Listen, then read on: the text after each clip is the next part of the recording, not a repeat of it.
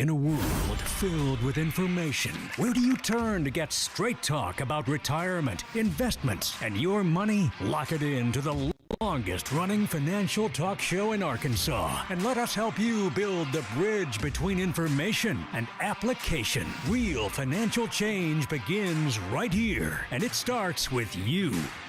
It's showtime! Great show for you today. The pitfalls of hitching your financial plans to simple, even traditional rules of thumb. Why they may not work, and why your plan should be unique to you. This is the Get Ready for the Future show. And welcome aboard to the Get Ready for the Future show. Glad to have you along. My name is Scott Inman. Along with me today, John Shrewsbury and Teresa Arrigo in the other room. Good morning to you both. Good morning. Good to have you guys in there as well. And an interesting show today. You know, we're going to be talking about some financial rules, or I guess rules of thumb could be applied to this. I use the word traditional in the open because they've been around for a long time, and they're so arbitrary that if you really kind of dissect them, you probably wouldn't think that I should hitch my wagon to this entirely. But if we got to thinking about sayings you heard, maybe going back to when you were a child, right? I mean, there are some pretty famous ones, and we're going to get to some that everybody will know and they will resonate with. But I got to share one that's going to be crazy to you to start with, okay? Okay. All right, so I had a babysitter when I was younger that watched me while my mom was working. And she told me when she got ready to give us our lunch that if you drank white milk, that you'd grow up to have white hair on your chest. And if you drank chocolate milk, you would have dark hair on your chest. All right, so I drank a lot of chocolate milk when I was a kid. Didn't work, did it? Well, it did for a while. And as you get older, I guess maybe I switched to white milk, and that's when it all went south, right? I'm guessing you didn't have any sisters, because that wouldn't really work otherwise. No, she just told the boys that, right? But, I mean, you know, now that's crazy as that sounds, and I don't think, I mean, but I did believe it for a time, right? I mean, you can throw anything out there to a child, and I don't want to liken an investor to a child, but sometimes if you don't know the whole story and the whole picture, there's some truth to that. You might believe some crazy sayings. Yeah, cow tipping, you know? Yeah. Wait, that's not a thing? Well, Yeah. it kind of is, but it doesn't work out like people tell you it's going to. Yeah. Well, I know one of the ones that's on our list, I actually have a funny story, and I'll be quick, but the 5-second rule, I jokingly taught my 2-year-old niece, who's now 21 and just had a baby, that was a thing. And you know, it was just a joke between us because she would spill stuff constantly. So it was my way of just being like, just pick it up, eat it, 5-second rule, no big deal. Until she went to the mall with my mom a few days later and dropped a piece of candy on the floor, raised it in the air, screamed 5-second rule, and threw it in her mouth. Oh, There you go. Yeah. And I got in trouble. And I'm Yeah, sure it was a sure. sticky piece of candy that collected everything in less than 5 seconds. Right? But she lived to tell about it. She lived to She tell did. about it, but my mom was not happy with me. Sometimes, you know, if you think about live to tell about it, sometimes rules like that you can live over, if you will, or live through or live to tell about. Sometimes maybe not. You know, you think about an apple a day will keep the doctor away. Obviously, if you don't ever go to the doctor, it's probably not going to work out real well for you. But Or just eat the apple, right? yeah. I mean, it's the intent of the saying there, right? Just healthy food. But, yeah, absolutely. But you know, Scott, I think that I commonly call these rules of thumb rules of dumb when it comes to finances, because it's really, you know, somebody has sat around and made up this rule to try to make something make sense to people, but in the process, they've kind of thrown the baby out with the bathwater, to use another phrase. You don't really want to throw the baby out the window at all, period. I don't know where that ever came from, but anyway, the key here is that because just like, you know, the 5-second rule, just because there's a 4% rule in finance doesn't mean it's a good thing to be doing. Right. Yeah. It's just oversimplifying, I think. I think that's the thing, is we're working with folks who have potentially done a fantastic job of saving in their pre-retirement work life, and when it comes to retirement, they're trying to figure out how to take money out of their 401k or out of their IRAs or out of whatever they've saved, and they don't have a clue. I mean, that we see that every day. Folks come in, and that's the number one question. They don't know how to do that. So this oversimplifies in the 4% rules case, and we're going to go over some other, but they oversimplify the process, and that can get you in trouble. Well, it can. And, you know, I think if you begin to bore down with people a little bit about this and ask, you know, what is my What is my objective here? Well, for almost everybody that I know, their objective is they don't want to run out of money before they run out of life. And that's something that really does not equate to any kind of rule of thumb. It's way more sophisticated. It's way more complex than that. And people just don't like to burn up brain power thinking about things that are that complex. They really want somebody else to do that. And I think that just like everything else out there, there are some things that they're harmless. If you apply them, you might be okay. But there is a lot of misinformation out there too. There are people who make their money by putting information out there, and it may not make sense for you specifically or at all. And it's hard to find a way to filter that information if you don't know where to ask. I hate, Scott, to kind of channel current controversy, but you know, there's a lot of stuff out there in the media these days about politics and about, you know, just about anything. And there is this thought of, you know, we're being lied to about stuff. And there is obviously that thought process that if you tell a lie often enough, it becomes regarded as the truth. And I think sometimes these financial sayings or rules of dumb, as I like to call them, people think that they're true because they've heard it so much. And you know, pundits won't stop saying it. You know, we're not shy about, you know, criticizing Dave Ramsey for his 12% mutual funds and his 25% allocation to 4 asset classes. That's just not the right thing to do. But he keeps saying it so much that people believe that that's the right thing to do. It's really not the right thing to do. It's not far off from the right thing to do, but it's certainly not the right thing to do, especially for everybody. Well, and it's outdated is a big part of it. You know, there's things that worked 15, 20 years ago that don't work now because the market is different.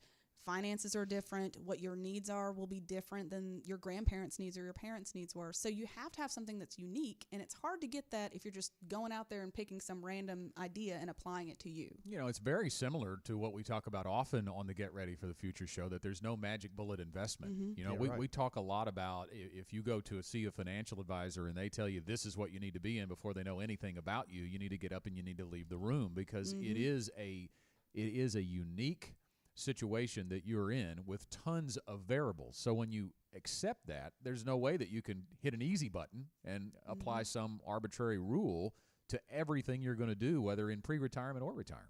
Scott, in full transparency, we at Gen Wealth always are trying to improve our skills, sharpen our saw, and what have you. We've been going through some pretty intensive training on a financial planning software that we use.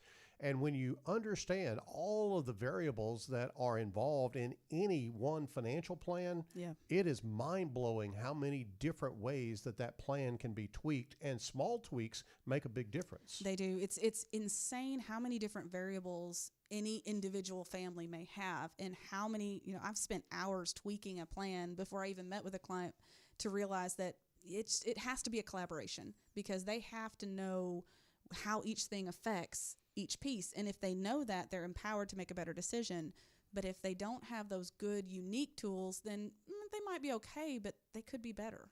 Scott, here's the bottom line to this segment. You know, if you're thinking about financial independence, and that's really where you should be going in this, if you're thinking about financial independence and really desire to be financially independent, that's not easy. It's complex. It's complicated. Life is complicated. And there's no quick one-size-fits-all methodology or resolution to anybody's financial plan. And I think that we all really do crave customization. We want things to be customized to us. You definitely want your financial plan to be customized to you, because if it's not, then it's going to be like that pair of shoes that just doesn't fit just right. It'll sit in the closet. I've got a ton of shoes in my closet that they just don't fit just right, or something happened, and I don't know. I would love to be able to get rid of them, but I'm stuck with them, and you could be stuck with a financial plan that doesn't work for you if it's not customized. Financial rules that are out there, you may have heard. We don't want you to hitch your wagon to them. You should ditch them now. That's the subject of today's Get Ready for the Future show, and we will go through a couple of those rules right after this. Hey, it's John and Janet from Gen Wealth Financial Advisors, and we are so excited and honored to be named Arkansas Money and Politics Best of the Best in 2020 in 2 categories. One as Best Financial Advisors, but secondly, Best Women-Owned Business. Thank you so much for your vote of confidence in us. We know it's the Gen Wealth Financial Advisors name that showed up, but we also know that we couldn't have done it without you. So thank you so much for your support and for your vote of appreciation for Gen Wealth. There's always been power in standing up for what you believe in, challenging the status quo, and never accepting the ordinary. What about the rest of your life? Will you settle? Or will your retirement be more? More fun, more family than finances, more than just investments. Connect with us at Gen Wealth and harness the power of more.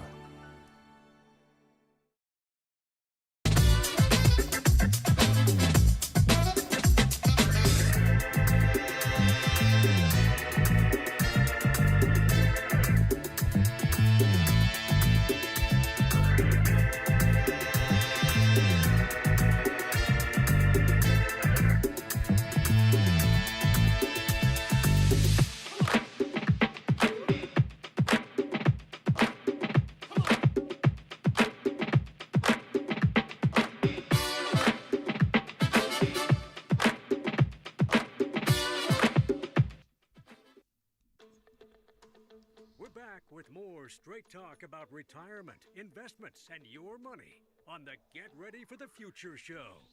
Words of caution today over these financial rules that are out there that you may or may not have heard of. So we're actually preempting for you if you have not heard of them. Before you have heard of them, don't hitch your financial plans to an arbitrary rule, because your financial plan should be as unique as you are. That's our theme today, and education is our passion at Gen Wealth Financial Advisors, and there's another opportunity for you to learn. We hope that you learn something by listening to the Get Ready for the Future show every time you tune in. We have other opportunities for you to gain financial knowledge, and there's an upcoming webinar. We're calling it the IRA Boot Camp. It's next week, that's 2 weeks still. I'm sorry. I was really moving the calendar ahead. Wow. Well, here's the deal. March 10th is my birthday, so it makes sense that I would want the calendar. Now we know what the deal is. Well, from a celebration standpoint. And the age part, maybe not. Did you notice how he got that plug in for his birthday? I So noticed we're that. sure to not have any excuse not to get him a present. Yes. It will actually be on a Wednesday. We will be on the Get Ready for the Future show. So if you want to do anything special, you could start making your plans now. Anyway, can we, Casey? Can we be sure that we don't trigger the fire department with all the candles that will be necessary there? We'll warn them first, just in case. Do you really want to go there? No, I really don't. Okay, Let's keep going. March 9th. Anyway, the IRA Boot Camp is March 9th at 6:30.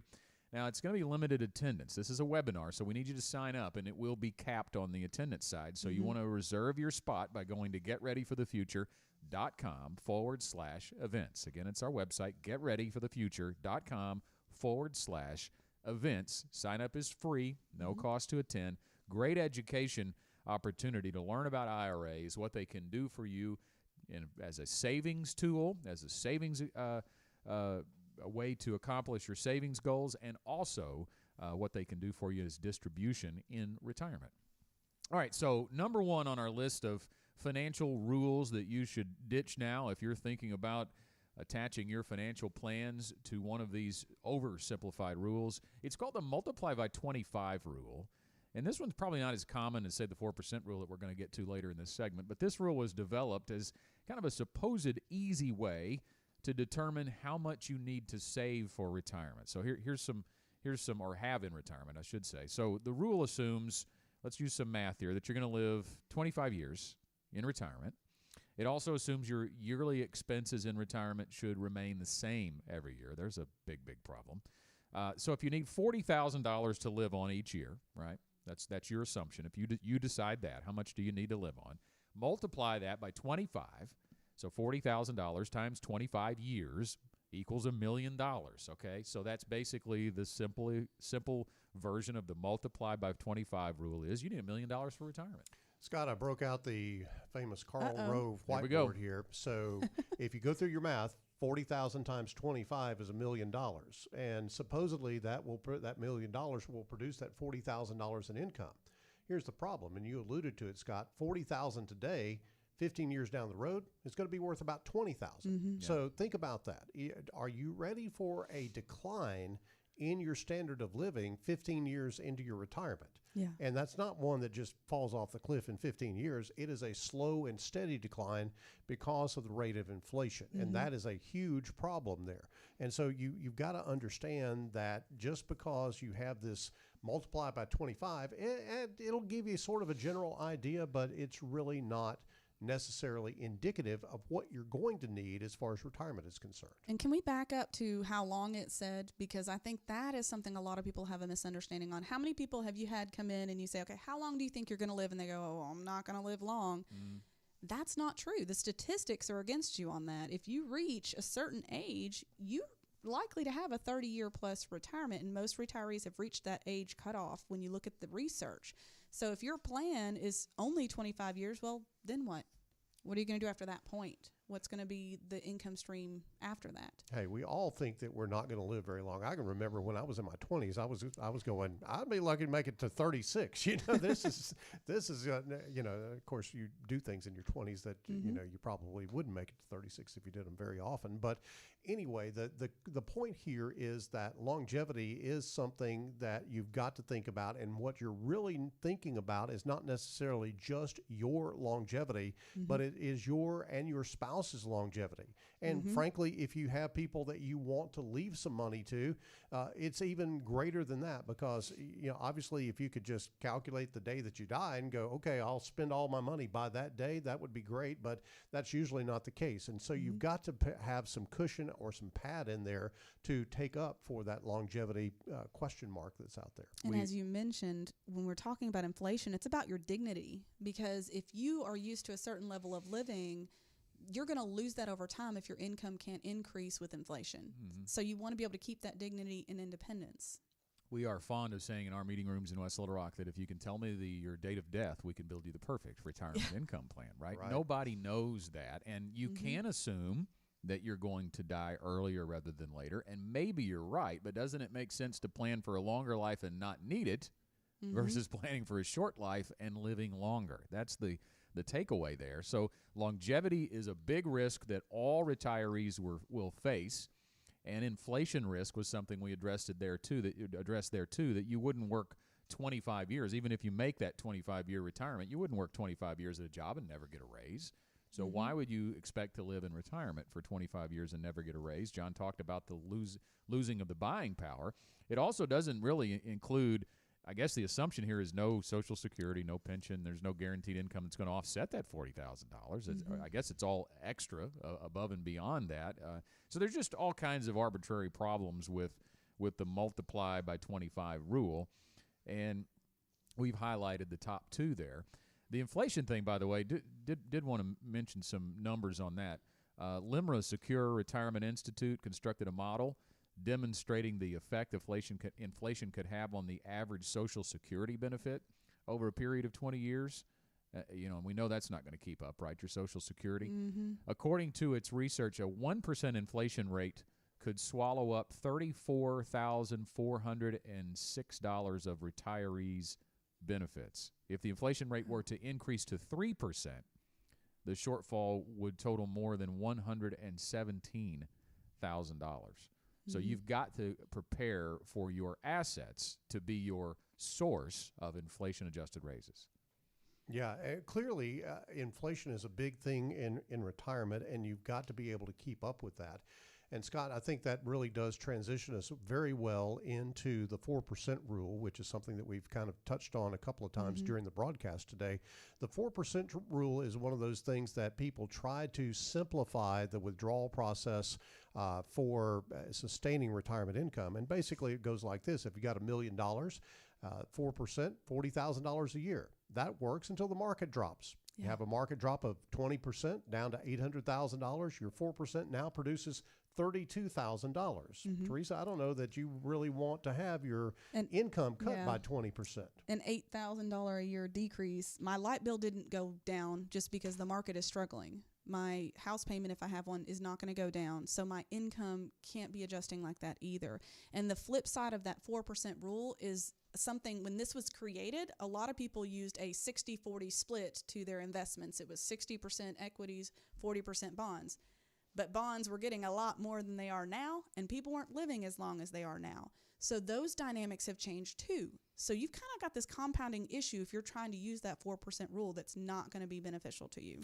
And Scott, you think about this, you go, well, I just will take my $40,000. Well, now you are busting the 4% rule. Yeah. Now you are withdrawing, and you are in danger of actually depleting that portfolio a lot faster.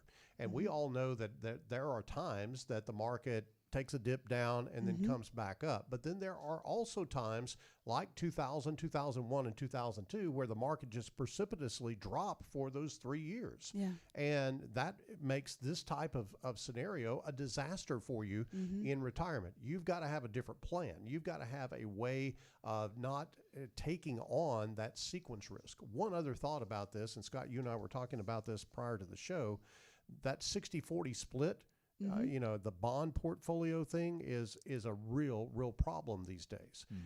And when you think about the fact that you've got more volatile markets on the equity side right now, and then you have interest rates that are beginning to turn upward, and the fact is that bond prices, or the value of bonds, will go down as interest rates go up generally, then you've got a real double whammy against that 4% rule. Yeah. I think the two big problems here with the 4% rule is the inconsistency of your income. As Teresa, you pointed out, that if you don't want to take more than 4%, so you'd have to take a pay cut if your portfolio goes down just after that first year. And then the investments that you guys are talking about, the danger of pulling out of the wrong places, because it's not just about the how much here, which is focused on when you say 4% rule. It's the where. What are you going to sell, and when are you going to sell it to create that income? And I think that's a great point to pull out our income for life model strategy here in the bucketing, and rather than one big pie full of assets and pro rata taking pieces of it out, from some of it stock, some of it income producing fixed income bonds, you have buckets of money. You have a very distinctly definitive place where you're taking money at any given time in your retirement. Scott, I think that when you think about managing risk in retirement, there's a couple of methods that we use inside that income for life model in the Gen Wealth Ready to Retire process. One is we transfer risk. We offload that risk to a well-capitalized insurance company that can take on some of the risk because of what's called the law of large numbers, and that is a real law that actuaries use all the time. And so we offload some of that risk for your guaranteed income need to a company that can stand behind that guarantee. Then the other method that we use is to manage that risk. And that's exactly where you're going, with being sure that you're not selling something that is in a depleting type state, whether it's a downturn in the stock market, whether it's a rise in interest rates in the bond market. You want to have some powder dry revenue that you can, outlast anything that may be going on as far as the equity markets or the bond market is concerned. And that is really very core to the Gen Wealth Ready to Retire process. If you'd like to learn more about the Income for Life model and the Gen Wealth Ready to Retire process, you can always give us a phone call, 501-653-7355. That is our main office number in Bryant, but it will get you in touch with an advisor near you, whether that's in Conway, West Little Rock, Hot Springs, in Bryant, El Dorado, or Northwest Louisiana. We have a Gen Wealth office near you. 501-653-7355. You can also reach out, just send us an email, info@getreadyforthefuture.com. So we're talking today on the Get Ready for the Future show, financial rules you should ditch now. We talked about the multiply by 25 rule and the 4% rule. Got a couple more coming up next. At Gen Wealth, one of our standards is that we value good communication. One of my favorite quotes about good communication is from George Bernard Shaw. He said, "The single biggest problem in communication is the illusion that it has taken place. If you ever doubt that, come to my house, listen to my 16-year-old son and my 13-year-old daughter having a conversation, and see what happens, because they will walk away with completely different understandings of the conversation that has occurred." It happens every time. It's okay, they're still learning communication. But here at Gen Wealth, We believe that that's something you need to experience every time you walk in our door, that you need to feel understood, that you need to feel listened to.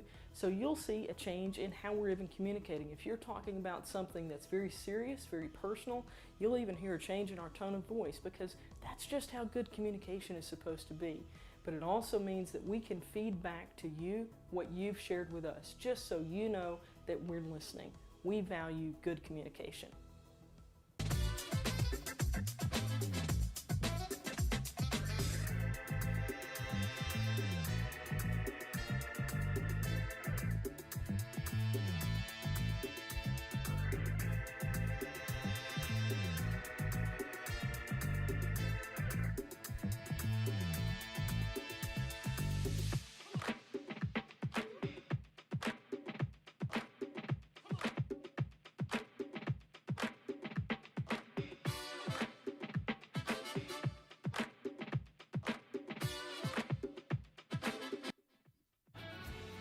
A smarter, simpler, more personal approach to retirement continues with the Get Ready for the Future show.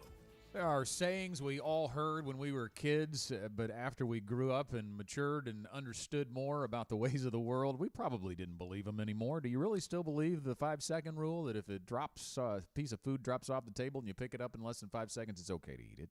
Or that chewing gum stays in your stomach 7 years after you swallow it? Or an apple a day keeps the doctor away? Would we really have an all-apple diet and never go to the doctor? But there are financial rules that are out there that are just as simplified and just as believed by many people, but they could get you in trouble if you really adhered everything about your financial future to them. We talked in the last segment about the multiply by 25 rule. This rule just basically says if you have 25 years in retirement, that's the expected length of time you'll be in retirement, define how much you need to live on, let's say $40,000, and multiply that by 25, and you need $1 million to retire, fraught with problems that we discussed. And the 4% rule, just take 4% out of a balanced portfolio over time, and it'll always make more than that 4%, and you'll be okay. That works until it doesn't. In this segment, we're going to talk about the rule of 100. There are a lot of rules with numbers attached to them, if you notice.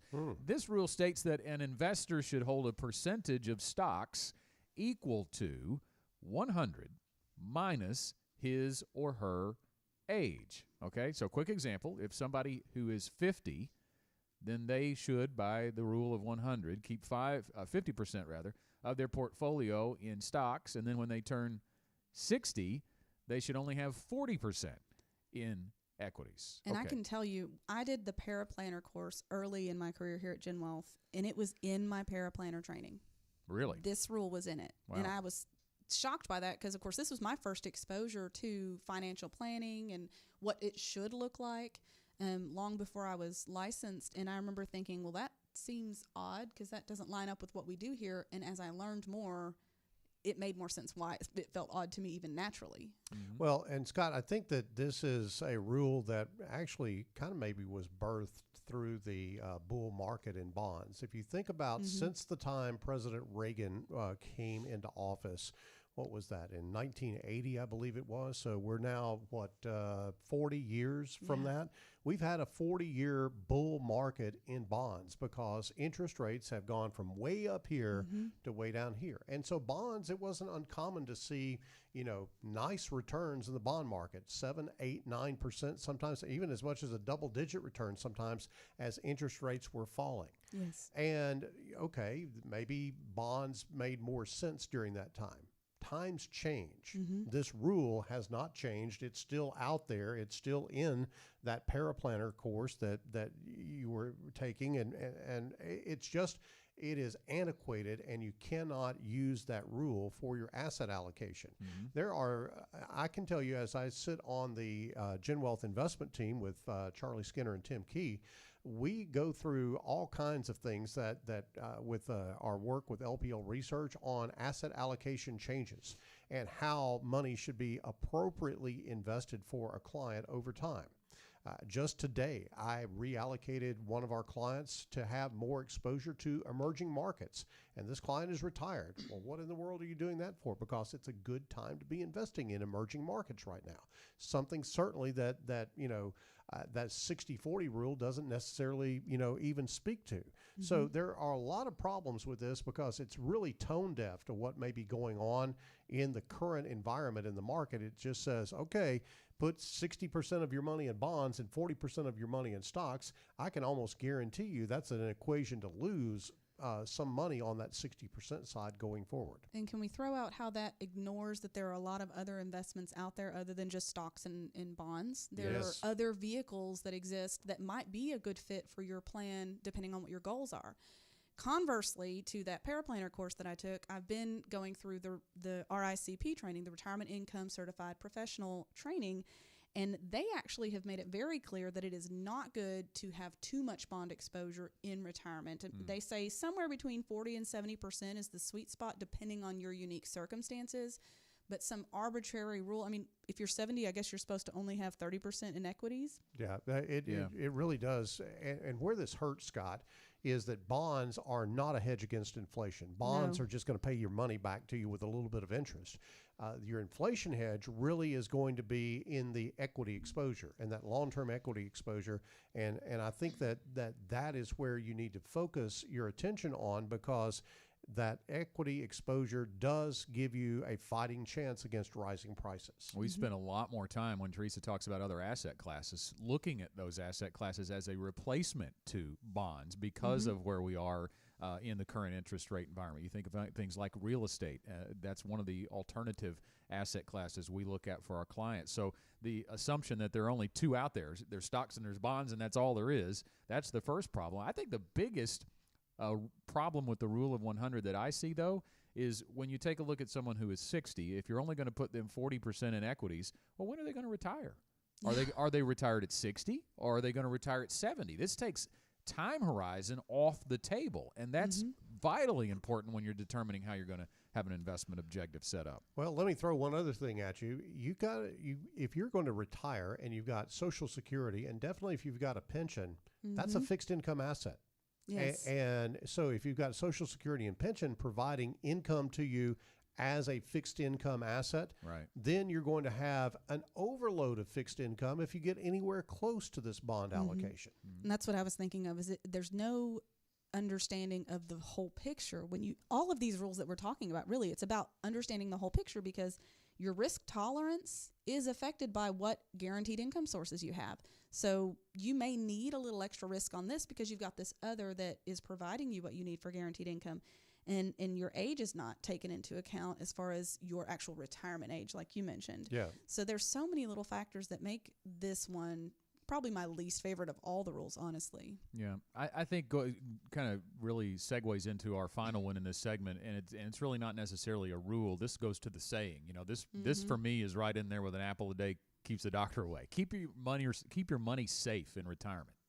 That's a common thought for many people who come into our office, and so you're taking that rule of 100 and saying only be 40% in equities by the time you're 60.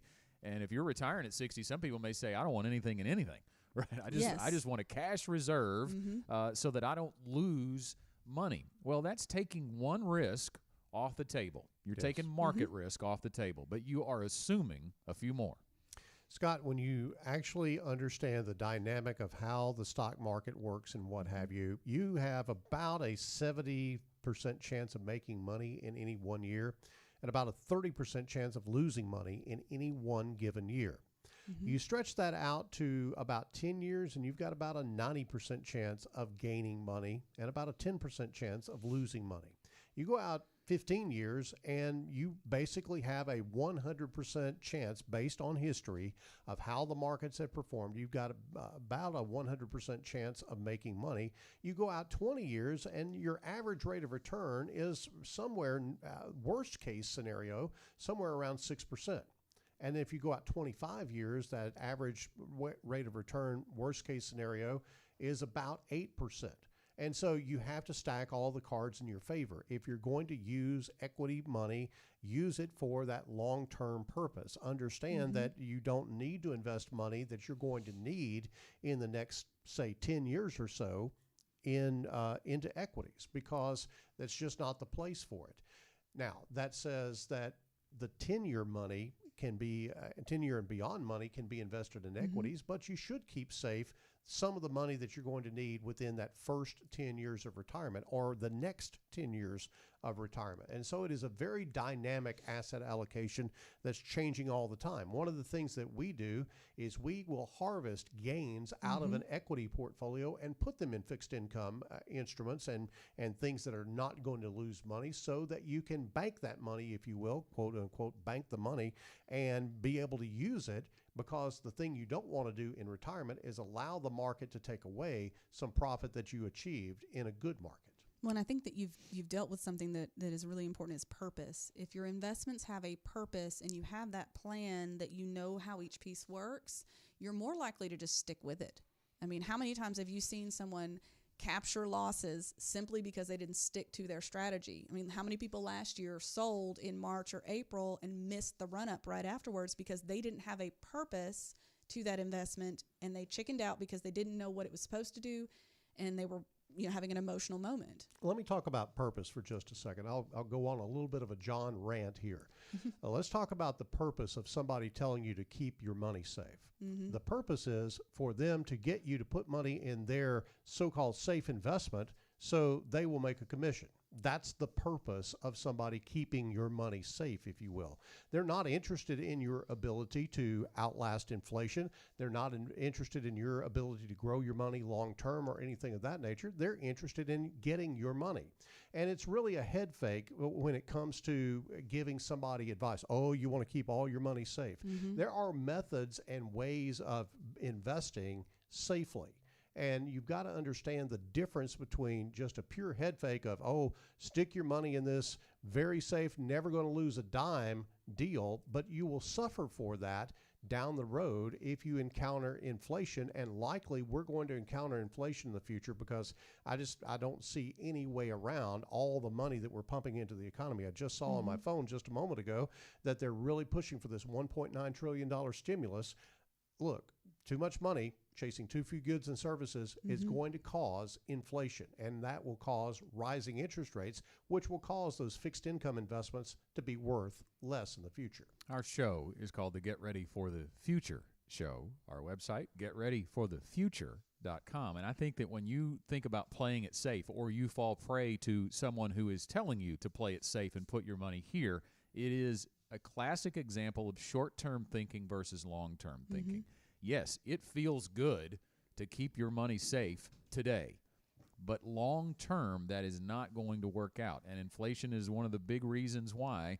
And I think, it's worth pointing out, too, real quickly here, we only have a minute left, but a lot of people will tell us that, oh, well, I'm not as worried about inflation because, as I get older, I'm not going to need as much, right? So it may be that the cost of goods are going up, but I'm not going to be going as much, right? You have the go-go years, you have the slow-go years, you have the no-go years. But in those no-go years, what are you going to need? Yeah. You're going to need some health care. Yeah, there's no doubt. And I think the key word here is balance. Yeah. If someone is recommending all in on one end of the spectrum or the other, then you need to run from that. That is not going to be helpful to you long term. Balance is the key to you having a successful retirement and having a shot at financial independence. Well, all these rules, these financial rules, if you've hitched your wagon to one of those, you really don't have a financial plan. So we're going to take a break and come back and talk about the importance of the plan dictating everything else. We'll take a break and be back in just a moment. The beauty of a potter's work is that each item is unique. No piece is the same. That's what makes it art. At GenWealth, we believe your financial plan should be unique to you. Through our process, your money is carefully shaped around your goals and dreams. Your future, artfully crafted. Call us today or visit our website and connect with us. GenWealth Financial Advisors.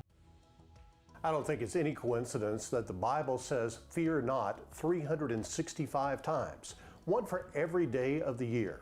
At GenWealth, one of our standards is that we do not fear.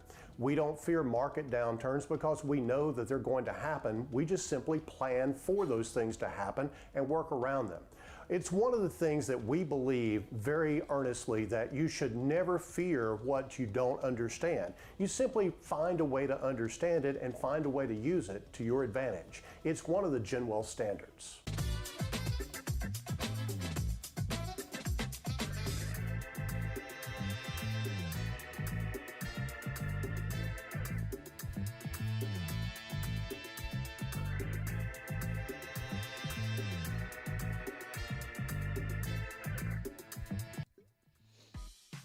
Want more straight talk about retirement, investments, and your money?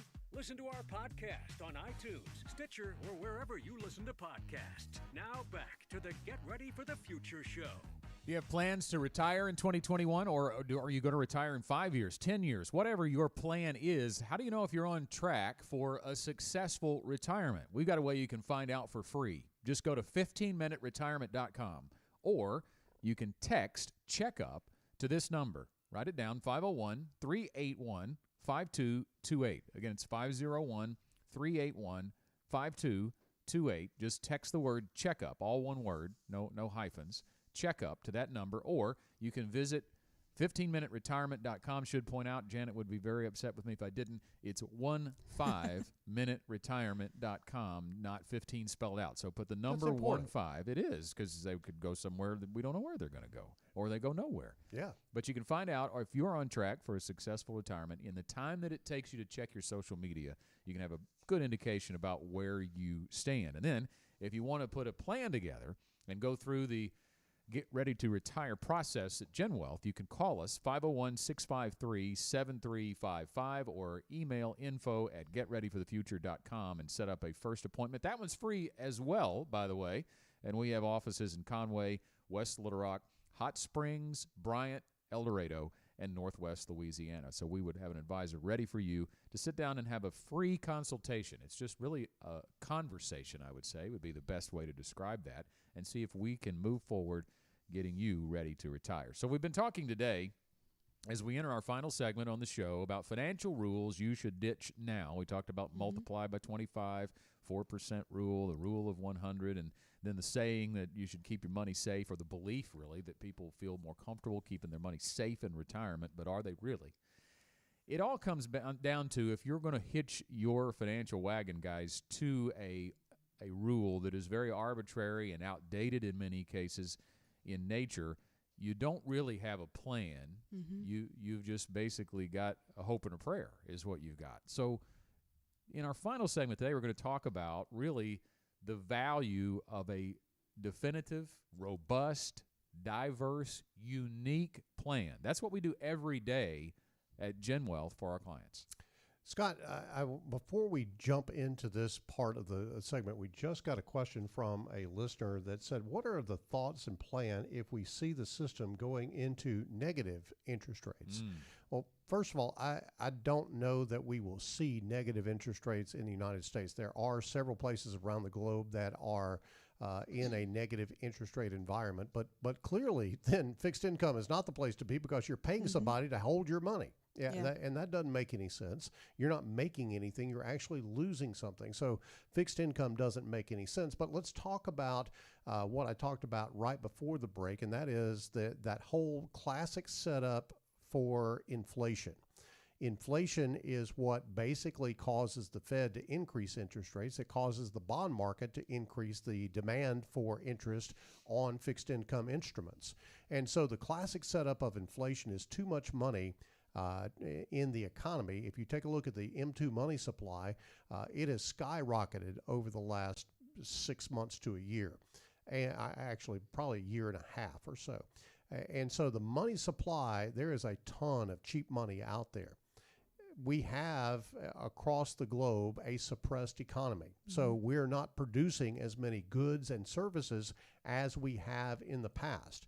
If you have too much money chasing too few goods and services, it's a classic setup for inflation. And I believe inflation really is an indicator of higher interest rates in the future. So I don't think it's going to be a problem, but definitely you would not want to be in fixed income in a negative interest rate environment. So Sorry we're likely, for that. No, I like that. I was just going to say we're likely going the other way as opposed to negative. We're likely going up, but I don't think that's going to take off. The research and data we look at, we just talked about this a week or so ago on the Fastest Forward, John, that we don't look at hyperinflation coming down the road, but we do look like things, it does look like things are going to be ticking up with inflation. I would agree.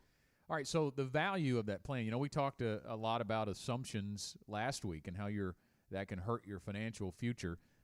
If you missed that show, you can check out our podcast, visit our website, or find it on social media to listen. So that's really an extension of what we've been talking about today. These financial rules are just assumptions that it's all going to work out if you hit your wagon to an arbitrary rule. But At Gen Wealth, we take an education-driven, strategy-based, team-delivered approach by the planning process. It's called the Ready to Retire process. We mentioned it already that if you'd like to set an appointment, that first appointment is complimentary. But we're going to talk a little bit about what goes into that appointment. It really is a conversation. You come to the table, and we really have an expectation that you're going to talk more than we are. Mm-hmm. And I think that's a real difference in our industry. I think a lot of people expect to be preached to or told what to do right away. And that really falls into everything we're talking about today, John, that you have to give us some data, some dreams, some goals, because it's going to be an outcome-based plan. The only paperwork that should be involved in a first appointment of any kind that you're having with a financial advisor is a notebook or what we call a fact finder, where we're listening, we're asking questions, and we're listening to you. We need to know all about you. We need to understand clearly who you are, what you're trying to accomplish, and how you've done that up to this point. We need to clearly understand that, and so we're going to ask a lot of questions. Now, you shouldn't feel like it's the Inquisition. We're just trying to get to know you and understand what your vision for retirement is, what your goals are, what are your wants, needs, and wishes in retirement, what are your concerns. And then from those conversations that we have, we begin to craft a plan.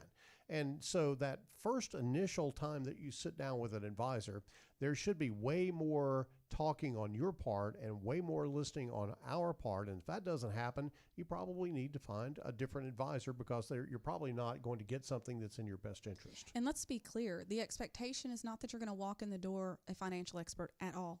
We don't expect you to know how your 401k works 100%, but we'd like you to give us your understanding of what you're doing, of how that's working for you. Mostly, what do you want? And then if we can answer some questions for you and give you some value there, that's great. But we're not going to walk in the door with an agenda, and we're certainly not going to expect you to understand how this process works, because if you haven't spent years learning and honing this and understanding how money works and how, what things to look for in retirement, you're not going to walk in the door knowing what to do. We don't expect that. But we do want you to walk out feeling better about where you are and feeling more complete in terms of your understanding about how money works. That is a huge part of what we want to do. We don't want you to necessarily know everything about finances. That's obviously our job, because that's what we do our entire working careers center on, educating ourselves about money. But we want you to know what you have and why you have it, and most importantly, what its purpose is and what the benchmark is, so to speak, of it performing in the way that you expect it to perform. We're big on transparency, so ask us anything about our principles, our process, our strategy in that first appointment, so you can ask us questions, and we're ready for that. And when I say us, I think it's important to point out that you'll more than likely meet with a team of advisors. There's going to be two in the room. That is unique to Gen Wealth, I think, as well. So then what happens after appointment one? If you decide to move forward with the planning, we're going to go to work. We're going to go to a whiteboard with that team of advisors, and we're going to discuss different ways to create and customize a plan for you, and then get back together with you a couple of weeks later and present that plan, a personalized plan on paper, on purpose, that's more than just investments. It's more than just hoping it all works out. It is a specific, I'm fond of calling it a dynamic, robust income plan. You're going to know to the dollar what you need to invest where and how much income it's going to bring to you. Yeah, and can we also add that it's not something that is static. The planning process is not something where you come back, we've got all the answers, and boom, it's done. Because your life is going to likely change. Your goals might change. So it has to be fluid with you. That's why the communication is so important, and why we ask so many questions, so that we can build that rapport so we're ready to adjust when time comes for that. We have those regularly scheduled appointments with you to update, find out what's happening in your life, and if there's something going on that we need to adjust from a financial standpoint, then we're certainly going to take that action. But it is all part of the Gen Wealth Ready to Retire process. It is something that we have crafted over the years to be sure that we cover all the bases. And Scott, I will say that's even a trademark process. And so you have the opportunity to have that experience here at Gen Wealth Financial Advisors. You heard the bell. It seems to come on John more lately. I don't know if that is indicative of his speaking long-windedness or something like that. Potentially. Maybe. But that is indicative of that our show is almost out of time. So it gives us a couple of minutes to go to our final thoughts. Teresa, we'll start with you. You're unique. Your needs are unique. Your goals are unique. Your plan has to be unique too, and it needs to be in alignment with that. So get yourself some help and get that plan in place. The rule of 25, multiply by 25, the 4% rule, the rule of 100, keep your money safe. Those all ought to, after this show, after listening to this show, those ought to all be danger signals to you. If someone says, hey, here's the way that you need to manage your finances going into retirement, just follow these rules. You need to ditch those rules because they really don't have you in mind. They are generalities that have been made up over the years to try to explain concepts to people, but they really do not explain anything about your retirement plan. I've got a feeling, as I go to my final thought, that something we said in this show today resonated with you, got you thinking, maybe that you want to learn a little bit more about something we said. And so my final thought is it doesn't have to end when this show ends. There's a couple of different things I want to tell you about. Are you on track for retirement? You can go to 15minuteretirement.com. That's 15minuteretirement.com, or text checkup, the word checkup, all one word, to 501-381-5228 for your free retirement checkup. And don't forget about our webinar. Our IRA boot camp is coming up March 9th at 6:30.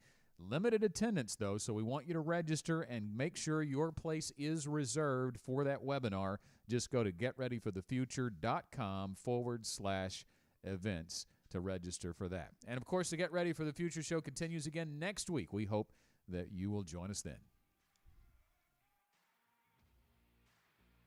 The Gen Wealth Financial Team is available to you 24/7 at info@getreadyforthefuture.com, or call our offices at 501-653-7355. You should personally consult a financial advisor before making any investment, and no strategy can assure success. Gen Wealth Financial Advisors is an Arkansas-registered investment advisor with securities offered through LPL Financial, member FINRA SIPC.